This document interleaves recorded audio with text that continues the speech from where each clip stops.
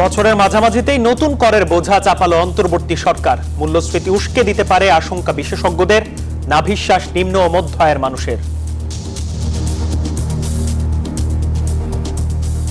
আরো বাড়বে দাম, তো এবার বলে আমরা নিরীহ মানুষ কিভাবে চলবো? সুখকর নয়, কারণ এমনি তো জিনিসপত্রের অন্যান্য জিনিসের অনেক দাম। দেখছিলেন প্রধান শিরোনাম। শিরোনামে ছাড়াও থাকছে ট্রাম্পের প্রাতরাশ প্রার্থনায় আমন্ত্রণ পেলেন তারেক রহমান। অতিথির তালিকায় বিএনপির আরো 2 নেতা। 5 ও 6 ফেব্রুয়ারির অপেক্ষায় ওয়াশিংটন ডিসি। শিগগিরই নির্বাচনের রোড ম্যাপ আশা পররাষ্ট্র উপদেষ্টার। সিইসি বলছেন একদিনে সম্ভব নয় জাতীয় ও স্থানীয় সরকারের ভোট। চাঁপাইনবাবগঞ্জ সীমান্তে কাঁটাতারের বেড়া নির্মাণ নিয়ে উত্তেজনার মধ্যে ফের বিএসএফ এর গুলি। এবার 2 বাংলাদেশি আহত, সতর্ক অবস্থানে বিজিবি। চোখ রাঙাচ্ছে এইচএমপিভি ভাইরাস। ভারতে শনাক্তের পর সীমান্তে সতর্ক বাংলাদেশ। আতঙ্কিত না হয়ে আক্রান্ত ব্যক্তির সংস্পর্শে না যাওয়ার পরামর্শ। লস অ্যাঞ্জেলেসের দাবানল যুদ্ধ পরিস্থিতির মতো মন্তব্য প্রেসিডেন্ট বাইডেনের। প্রাণহানি বেড়ে 11 জন, $150 বিলিয়ন বেশি সম্পদের ক্ষয়ক্ষতি। এবং সাকিব আল হাসানকে ছাড়াই হতে পারে চ্যাম্পিয়ন্স ট্রফির টাইগার টিম। তামিম ইকবালের অবসরের সিদ্ধান্তকে সম্মান জানানো উচিত বলছেন সতীর্থরা।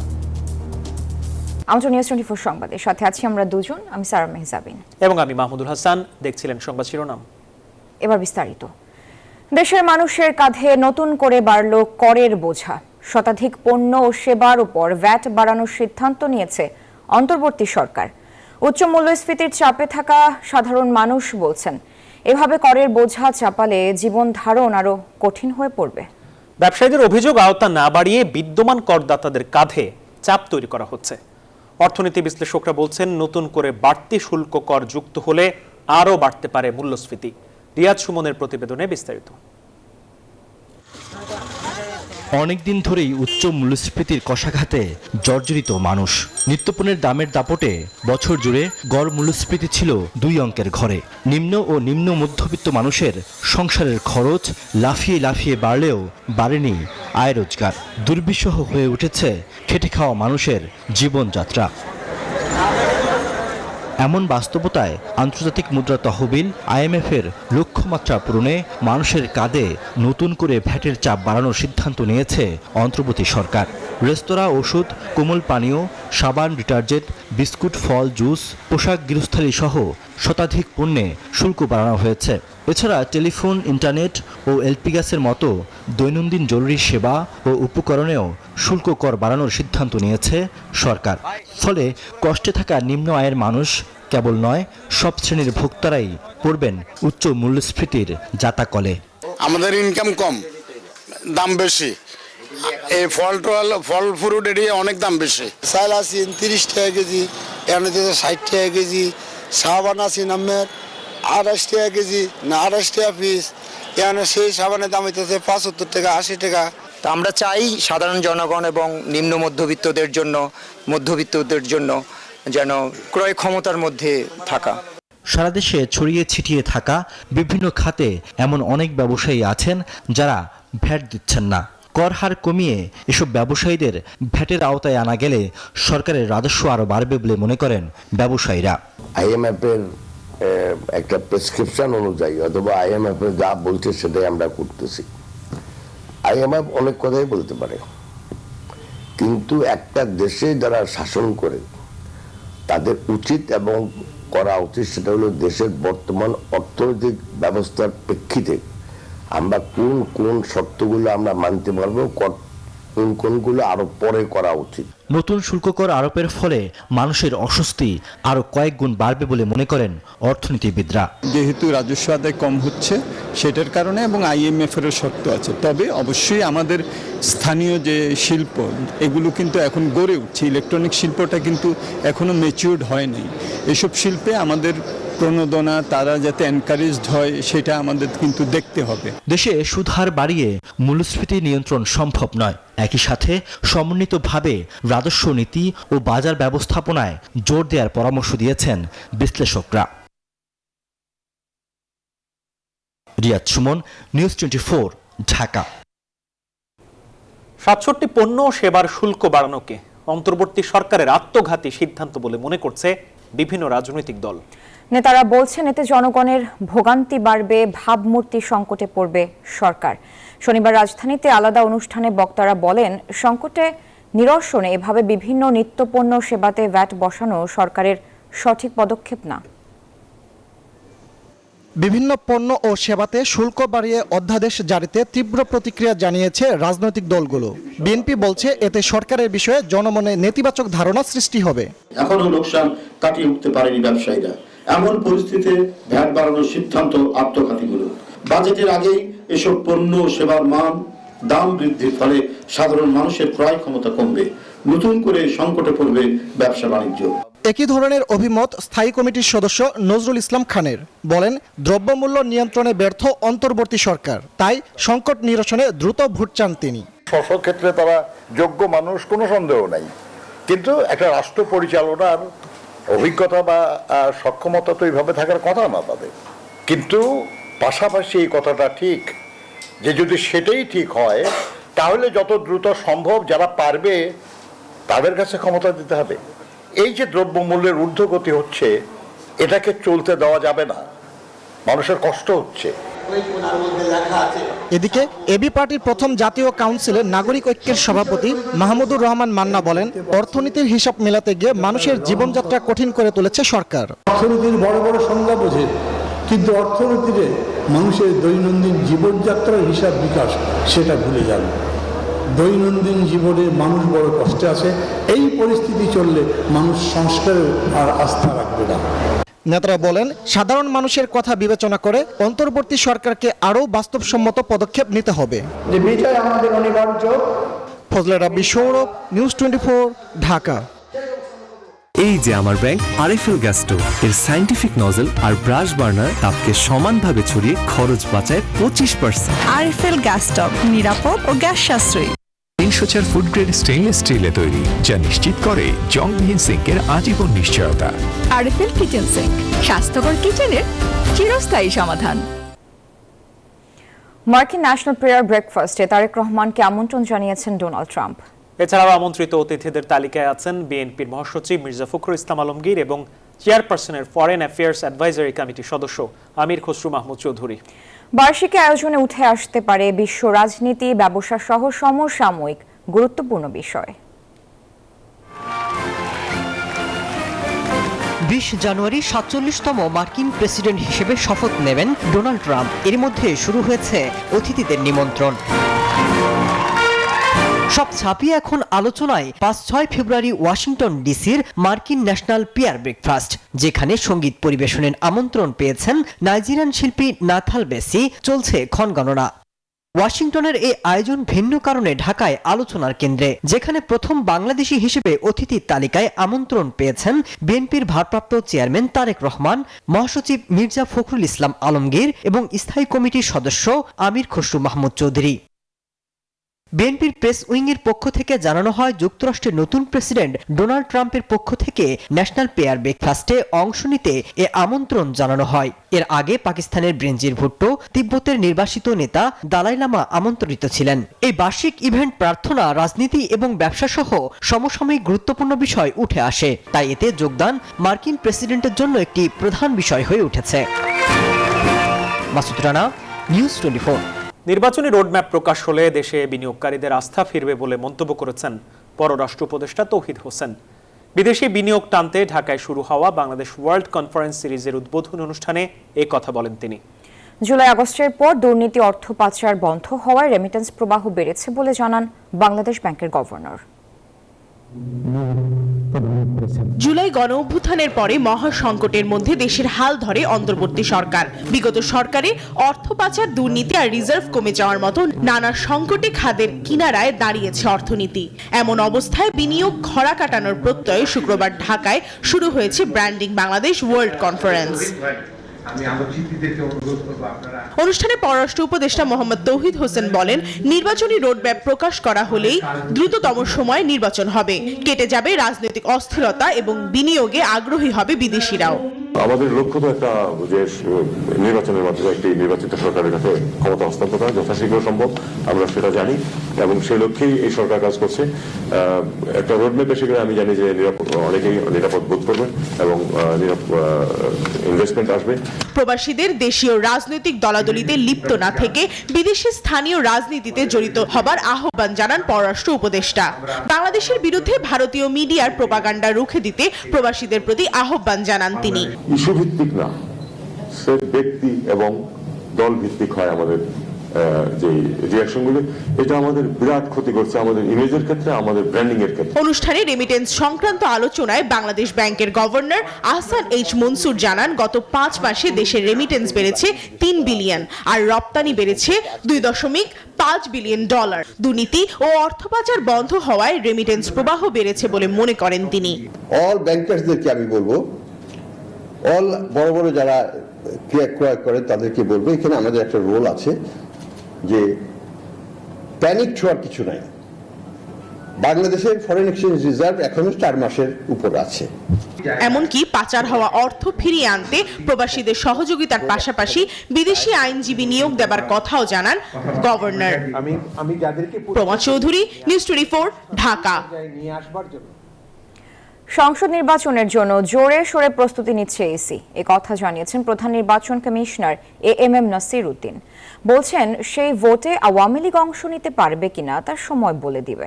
সকালে সিলেট সার্কিট হাউসে এক মতবিনিময় সভায় সিইসি বলেন, জাতীয় স্থানীয় নির্বাচন একই দিনে করার প্রস্তাব অবাস্তব। তিনি আরো জানান, ইভিএম নয়, ভোট হবে ব্যালটে, আর প্রবাসীরাও ভোট দিতে পারবেন জাতীয় নির্বাচনে। জনমনে অধীর আগ্রহ থাকলেও নানা বাস্তবতায় এখনো ঘোষণা হয়নি জাতীয় নির্বাচনের রোডম্যাপ। কারো কারো মত, জাতীয় নির্বাচনের আগে ভোট হওয়া উচিত স্থানীয় সরকারে। আবার সংশ্লিষ্ট কেউ কেউ বলছেন, খরচ কমাতে একদিনে হতে পারে জাতীয় ও স্থানীয় নির্বাচন। সিইসি বলছেন, খুব বাস্তবসম্মত নয় এমন চিন্তা।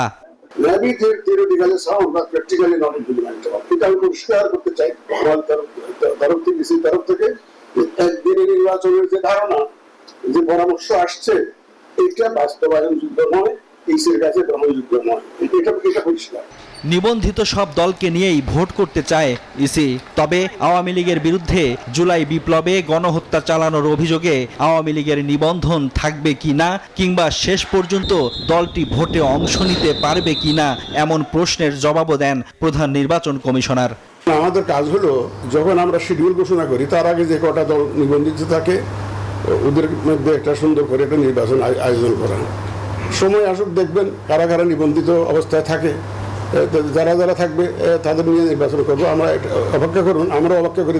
ভোটার তালিকা হালনাগাদ ও ত্রয়োদশ জাতীয় সংসদ নির্বাচন উপলক্ষে শনিবার সকালে সিলেট সার্কিট হাউসের সম্মেলন কক্ষে সিইসি জানান, প্রধান উপদেষ্টার দেয়া সময় অনুযায়ী কাজ করছে নির্বাচন কমিশন।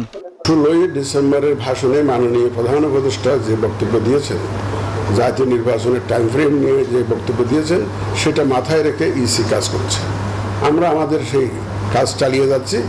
জানান, ইভিএম নয়, ভোট হবে ব্যালটে। প্রবাসীরাও ভোট দিতে পারবেন জাতীয় নির্বাচনে। এছাড়া দ্রুত আইনের আওতায় আনা হবে যারা জড়িত ভোটার আইডি কার্ড সংশোধনে আর্থিক দুর্নীতির সঙ্গে।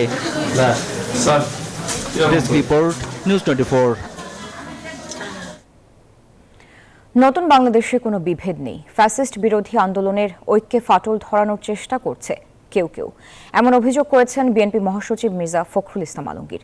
শনিবার সকালে রাজধানীর সোহরাওয়ার্দী উদ্যানে আমার বাংলাদেশ পার্টির প্রথম জাতীয় কাউন্সিলে যোগ দিয়ে এসব কথা বলেন তিনি।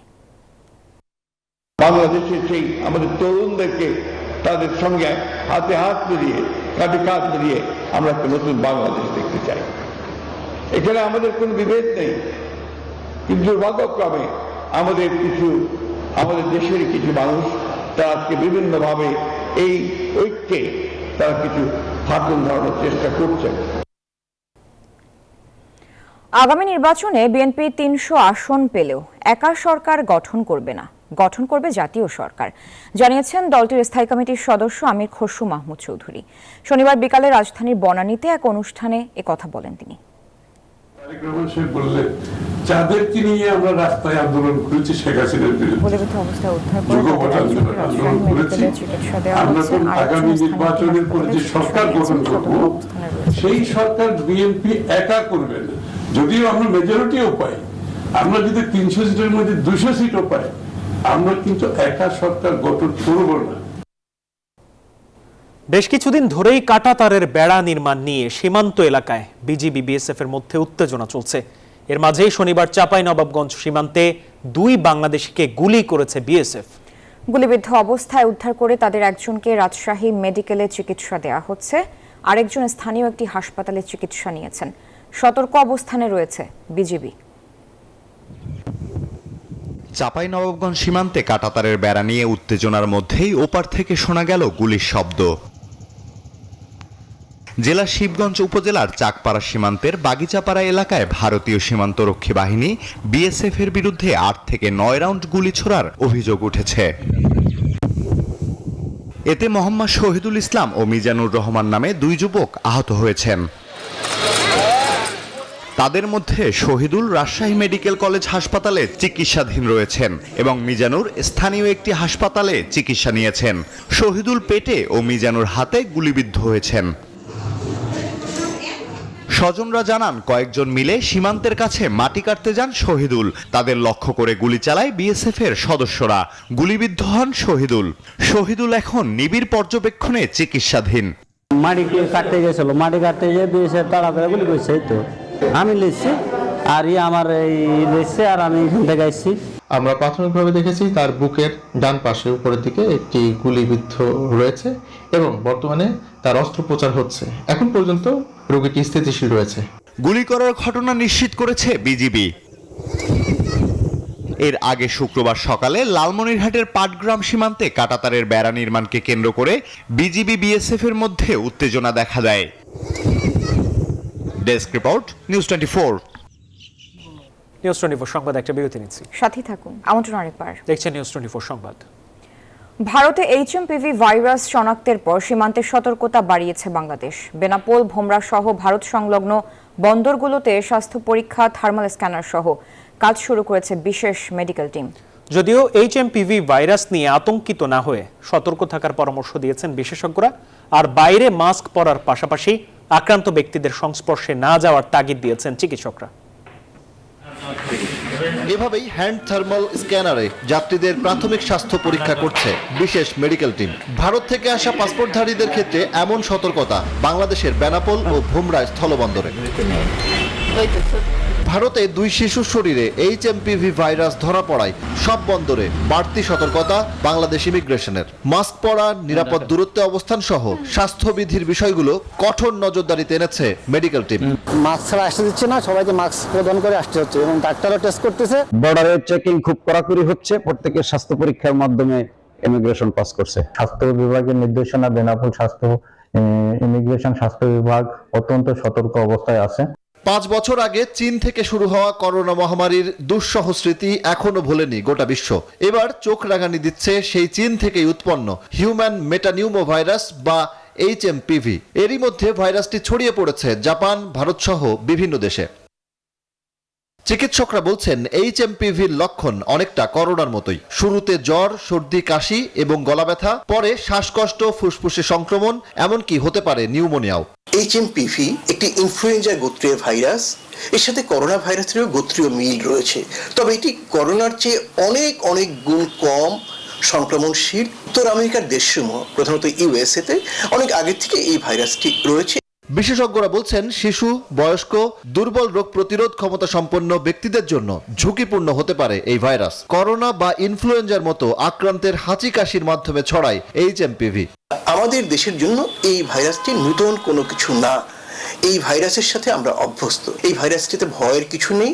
তবে কারো যদি জ্বর, সর্দি, কাশি হয়, সে ঘরে বসে না থাকে, নিকটস্থ চিকিৎসকের পরামর্শ নেবে। বিশ্ব স্বাস্থ্য সংস্থা কিংবা মার্কিন যুক্তরাষ্ট্রের centre for disease control and prevention, যারা আন্তর্জাতিকভাবে বিভিন্ন রোগের উপর নজরদারি করে, তারাও কিন্তু এ বিষয়ে কোনো বিশেষ কোনো উদ্বেগ ঘোষণা করেনি। বা যে সমস্ত দেশে এটা ছড়িয়েছে সেখানকার স্বাস্থ্য কর্তৃপক্ষ কিন্তু বলেনি এটা কোনো নতুন কোনো উদ্বেগের বিষয়। বিশেষজ্ঞরা বলছেন HMPV থেকে সুরক্ষা পেতে করোনার মতোই সংক্রমিত ব্যক্তির সংস্পর্শ এড়িয়ে চলতে হবে। ঘন ঘন সাবান দিয়ে হাত পরিষ্কার করা সহ মাস্ক পরার পরামর্শও বিশেষজ্ঞদের। তারা জানান কোভিডের টিকা HMPVর সুরক্ষা দেবে না, নিতে হবে ইনফ্লুয়েঞ্জার টিকা। সজল দাস, নিউজ 24, ঢাকা। সাংবাদিকতা হতে হবে পুরো সত্য, আংশিক নয়। সাদাকে সাদা আর কালোকে কালো বলতে হবে। শনিবার রংপুর সাংবাদিক ইউনিয়ন RPUJ আয়োজিত সমাবেশে এসব কথা বলেন BFUJ মহাসচিব কাদের গনি চৌধুরী। তিনি বলেন, সব ভয়ভীতি ও লোভ লালসার ঊর্ধ্বে উঠে জাতির সামনে সত্য তুলে ধরতে হবে। যারা চ্যালেঞ্জ মোকাবেলার সাহস রাখেন না, তাদের জন্য অন্তত সাংবাদিকতা নয়। রংপুর ছাড়াও দিনাজপুর, কুড়িগ্রাম, লালমনিরহাট, গাইবান্ধা, পঞ্চগড়, সৈয়দপুর ও বগুড়া সাংবাদিকরা এই সমাবেশে যোগ দেন।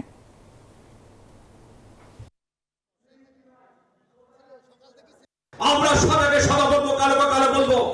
আমরা সত্যটা তুলে ধরবো। আমরা মিথ্যার কাছে পরাভূত হব না।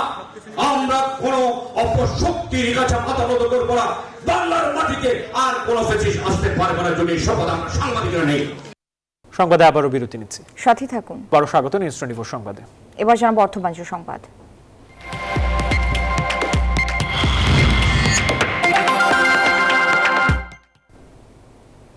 বাণিজ্য মেলার 11তম দিনে দেখা মিলেছে ভিন্ন একটি স্টলের। মেলার ষষ্ঠ দিন থেকে বিক্রি শুরু করলেও 10 লাখ টাকার বেচা বিক্রি হয়েছে এই স্টলে। প্রায় 40টি জেলের কয়েদিদের হাতে তৈরি পণ্যের স্টলটির নাম কারাপণ্য। আরও জানাচ্ছেন মরিয়ম আজিজ মৌরিন। আন্তর্জাতিক বাণিজ্য মেলায় দেখা মিলে সবচেয়ে আলাদা একটি স্টলের। বাংলাদেশ জেলের আদলে তৈরি করা স্টলটিতে পাওয়া যাচ্ছে কারাপণ্য। প্রায় 40টি জেলের কয়েদিদের তৈরি বাহারি পণ্যে সাজানো হয়েছে কারাপণ্যের স্টল। সর্বনিম্ন 30 টাকা থেকে শুরু করে সর্বোচ্চ 6000 টাকার জিনিস পাওয়া যাচ্ছে। টেকসই ও ভিন্নতা থাকায় এসব পণ্যে আকৃষ্ট হচ্ছেন দর্শনার্থীরা। বন্দীদের হাতে তৈরি পণ্য এই কার্যক্রমকে আপনারা প্রচার করছেন, এই জন্য আমি প্রথমেই আপনাদেরকে ধন্যবাদ জানাচ্ছি।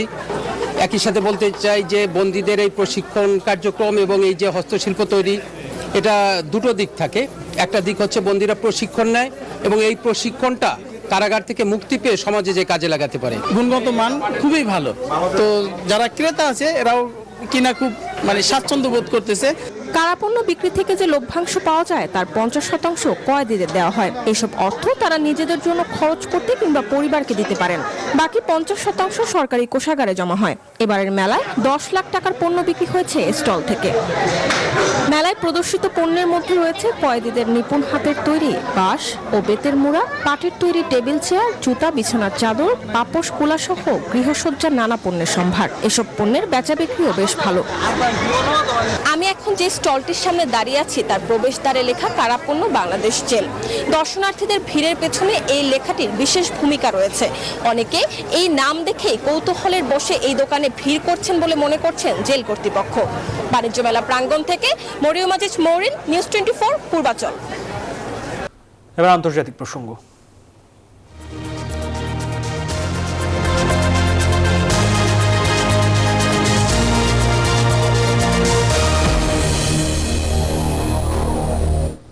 টানা 4 দিন ধরে জ্বলছে যুক্তরাষ্ট্রের ক্যালিফোর্নিয়া অঙ্গরাজ্যের লস অ্যাঞ্জেলস শহর।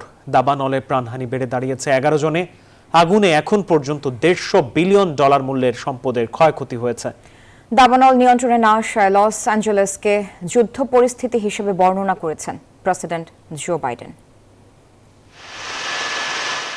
কোনো কোনো জায়গায় আগুন নিয়ন্ত্রণে আসলেও পুড়ে ছারখার এলাকার পর এলাকা। আগুনে এখন পর্যন্ত $150 বিলিয়ন মূল্যের সম্পদের ক্ষয়ক্ষতি হয়েছে। ধ্বংস হয়ে গেছে 10,000-এরও বেশি বাড়িঘর ও স্থাপনা। হারিকেনের মতো তীব্র বাতাস, শুষ্ক আবহাওয়া এবং পানির চাপ কম থাকায় আগুন নেভাতে হিমশিম খাচ্ছেন দমকল কর্মীরা। বাড়ছে প্রাণহানির সংখ্যাও। এদিকে ক্যালিফোর্নিয়ার গভর্নর জানান, পানি না পাওয়ায় ব্যর্থ হচ্ছে আগুন নিয়ন্ত্রণ চেষ্টা। দুর্যোগের মধ্যেও লুটপাট চালাচ্ছে দুর্বৃত্তরা। মোকাবেলায় একটি এলাকায় রাত্রিকালীন কারফিউ জারি করা হয়েছে। আরও তীব্র পূর্বাভাস থাকায় আগুন আরও ছড়িয়ে পড়ার শঙ্কায় লাল পতাকা সতর্কতা জারি করেছেন প্রশাসন। লস অ্যাঞ্জেলসকে যুদ্ধক্ষেত্র আখ্যা দিয়ে মৃতের সংখ্যা আরও বাড়তে পারে বলে সতর্ক করেছেন প্রেসিডেন্ট জো বাইডেন। ক্যালিফোর্নিয়ার ইতিহাসে এমন ভয়ঙ্কর দাবানল আগে কখনো হয়নি। যুদ্ধে পরিস্থিতি তৈরি হয়েছে। জাতীয় তহবিল থেকে ক্যালিফোর্নিয়াকে আরও অর্থ দেয়া হবে। দাবানল নিয়ে বিদায়ী প্রেসিডেন্ট জো বাইডেন ও ক্যালিফোর্নিয়া গভর্নরের সঙ্গে দ্বন্দ্বে জড়িয়েছেন নবনির্বাচিত মার্কিন প্রেসিডেন্ট ট্রাম্প। পানি সংকটের জন্য ক্ষোভ প্রকাশ করেছেন তিনি। বিশেষজ্ঞরা বলছেন, জলবায়ু পরিবর্তনেও এই ধরনের প্রাকৃতিক দুর্যোগের বড় একটি কারণ। দীর্ঘ সময় বৃষ্টি না হওয়ার ফলে খরা আর প্রবল বাতাসের কারণে দাবানলটি এত দ্রুত ছড়াচ্ছে। চন্দ্রা, নিউজ 24। সময় হলো আরেকটি বিরতির। সাথেই থাকুন। আবারও স্বাগত নিউজ 24 সংবাদে। এবার জানবো খেলার সংবাদ। চ্যাম্পিয়ন্স ট্রফির দল ঘোষণা হতে পারে কাল। এই টুর্নামেন্টকে সামনে রেখে স্কোয়াড ঘোষণা করার সময় রয়েছে আর মাত্র একদিন। তামিম ইকবাল গতকাল রাতে আন্তর্জাতিক ক্রিকেটকে বিদায় জানানোয় চ্যাম্পিয়ন্স ট্রফিতে খেলা হচ্ছে না এই ওপেনারের। তবে সাকিব আল হাসানকে নিয়ে এখনও সিদ্ধান্ত নিতে পারেনি বোর্ড। এদিকে বিসিবির একটি সূত্র জানিয়েছে, দল ঘোষণা নিয়ে শনিবার মিটিংয়ে বসেছেন বিসিবির সভাপতি ফারুক আহমেদ ও প্রধান নির্বাচক গাজী আশরাফ হোসেন লিপু।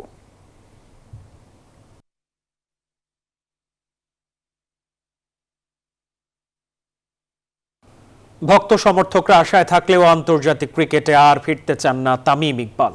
দেশেরা এই ওপেনারের সিদ্ধান্তকে সম্মান জানানো উচিত বলে মনে করেন তার সতীর্থরা। রংপুর রাইডার্সের কোচ মিকি আর্থারও বলেছেন একই কথা। বলেন, তামিম একজন বিশ্বমানের ক্রিকেটার, তার খেলা মুগ্ধ করেছে। সিলেট থেকে শুভদেব নাথের রিপোর্ট, ক্যামেরায় ছিলেন আমিনুল ইসলাম। বিশ্ব ক্রিকেটে ওপেনারদের তালিকা করলে ওপরের দিকেই থাকবে তামিম ইকবালের নাম। আর শুধু বাংলাদেশ বললে তালিকায় প্রথমে থাকবেন মিস্টার খান। 2023 সালে অভিমানে অবসর নেওয়া তামিম ফিরেছিলেন বোর্ড আর তৎকালীন সরকার প্রধানের চাপে। তবে এক সিরিজ খেলে বিশ্বকাপ স্কোয়াড থেকে নিজেকে সরিয়ে নেন।